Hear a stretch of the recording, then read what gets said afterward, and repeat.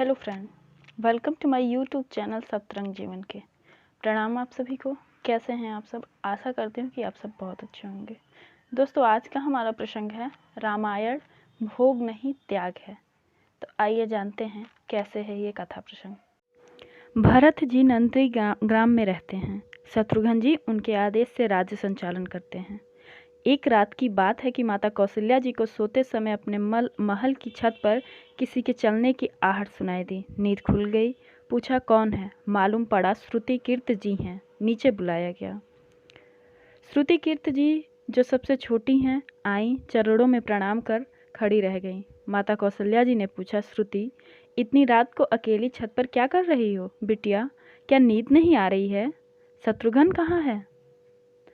श्रुति कीर्त की आंखें भर आईं। माँ की छाती से चिपटी, गोद में सिमट गई। बोली, माँ उन्हें तो देखे हुए 13 वर्ष हो गए। यह देख कौशल्या का हृदय कांप गया। तुरंत आवाज लगी। सेवक दौड़े आए। आधी रात ही पालकी तैयार हुई। आज शत्रुघ्न जी की खोज होगी। माँ चली। आपको मालूम है शत्रुघ्न जी कहाँ मिले हैं? अयोध्या जी के जिस दरवाजे के बाहर भरत जी नंदी गांव में तपस्वी होकर रहते हैं, उसी दरवाजे के भीतर एक पत्थर की शिला है। उसी शिला पर अपनी बाह का तकिया बनाकर लेटे मिले। माँ सिरहाने बैठ गईं। बालों में हाथ फिराया तो शत्रुघ्न जी ने आंखें खोली। बोले, माँ उठें। चरणों में गिरे। माँ आपने क्यों कष्ट किया? मुझे बुलवा लिया होता। माँ ने कहा, शत्रुघ्न यहाँ क्यों? शत्रुघ्न जी की रुलाई फूट पड़ी। बोले, माँ भैया राम जी पिताजी की आज्ञा से वन चले गए। भैया लक्ष्मण जी उनके पीछे चले गए। भैया भरत जी भी नंदीग्राम में हैं। क्या ये महल, ये रथ, ये राजसी वस्त्र विधाता ने मेरे लिए ही बनाए हैं? माता कौशल्या जी निरुत्तर रह गईं। तो देखिए, यह राम कथा है। यहाँ भोग की नहीं त्याग की कथा है। यहाँ त्याग की प्रतियोगिता चल रही है और सभी प्रथम है। कोई पीछे नहीं रहा। चारों भाइयों का प्रेम और त्याग एक दूसरे के प्रति अद्भुत, अभिनव और अलौकिक है। रामायण जीवन जीने की सबसे उत्तम शिक्षा देती है। भगवान राम को 14 वर्ष का वनवास हुआ तो उनकी पत्नी माँ सीता ने भी सहर्ष वनवास स्वीकार कर लिया, परंतु बचपन से ही बड़े भाई की सेवा में रहने वाले लक्ष्मण जी कैसे राम जी से दूर हो जाते हैं? माता सुमित्रा से तो उन्होंने आज्ञा ले ली थी वन जाने की, परंतु जब पत्नी उर्मिला की ओर बढ़ रहे थे तो सोच रहे थे कि माँ ने तो आज्ञा दे दी, परंतु उर्मिला को कैसे समझाऊंगा, क्या कहूँगा।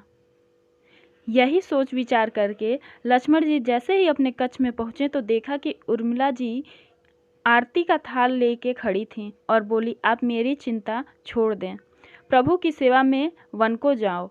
मैं आपको नहीं रोकूंगी। मेरे कारण आपकी सेवा में कोई बाधा न आए, इसलिए साथ जाने की जिद भी नहीं करूंगी।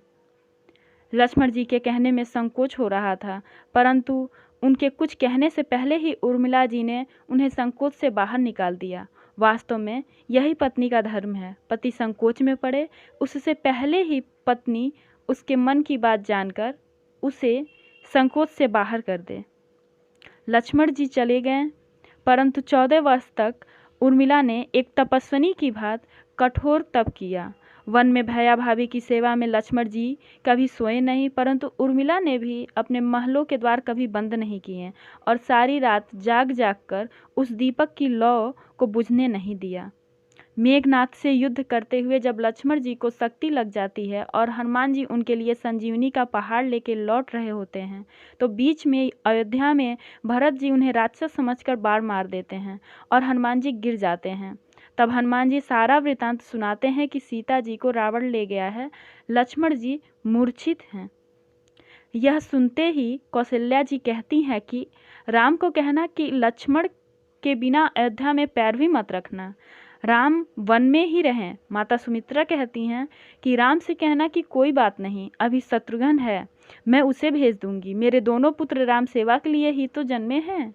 माताओं का प्रेम देखकर हनुमान जी की आंखों से अश्रुधारा बह रही थी, परंतु जब उन्होंने उर्मिला जी को देखा तो सोचने लगे कि यह क्यों एकदम शांत और प्रसन्न खड़ी हैं।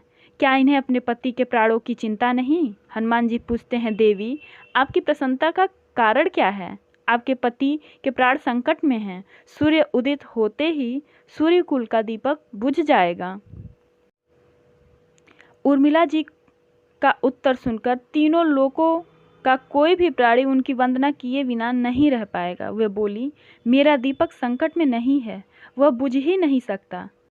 रही सूर्योदय की बात, तो आप चाहें तो कुछ दिन अयोध्या में विश्राम कर लीजिए, क्योंकि आपके वहां पहुंचे बिना सूर्य उदित हो ही नहीं सकता। आपने कहा कि प्रभु श्री राम मेरे पति को अपने गोदी में लेकर बैठे हैं। जो योगेश्वर राम की गोदी में लेटा हो, काल उसे छू भी नहीं सकता। यह तो वो दोनों लीला कर रहे हैं। मेरे पति जब से वन में गए तब से सोए नहीं हैं। उन्होंने न सोने का प्रण लिया था, इसलिए वो थोड़ी देर विश्राम कर रहे हैं, और जब भगवान की गोद मिल गई है तो थोड़ा विश्राम ज़्यादा हो गया, वे उठ जाएंगे। और शक्ति मेरे पति को लगी ही नहीं, शक्ति तो राम जी को लगी है।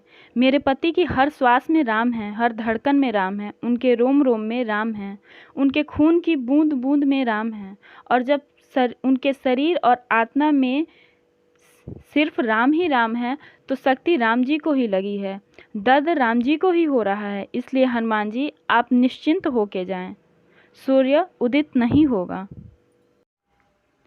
राम राज्य की नींव जनक की बेटियां ही थीं, कभी सीता तो कभी उर्मिला। भगवान राम ने केवल राम राज्य का कलश स्थापित किया, परंतु वास्तव में राम राज्य इन सब के प्रेम, त्याग, समर्पण, बलिदान से ही आया। चलते चलते इसी के साथ आप सभी को जय जय सिया राम। तो दोस्तों, आशा करती हूँ आप लोगों को ये प्रसंग पसंद आया होगा। अगर पसंद आया है तो प्लीज़ कमेंट सेक्शन में कमेंट करके ज़रूर बताएं। Thank you for watching my video on my YouTube channel keep smiling. Please like, share and subscribe. और मेरी और भी ऐसी वीडियोज़ के लिए बने रहिए मेरे चैनल सप्तरंग जीवन के साथ। Thank you for watching.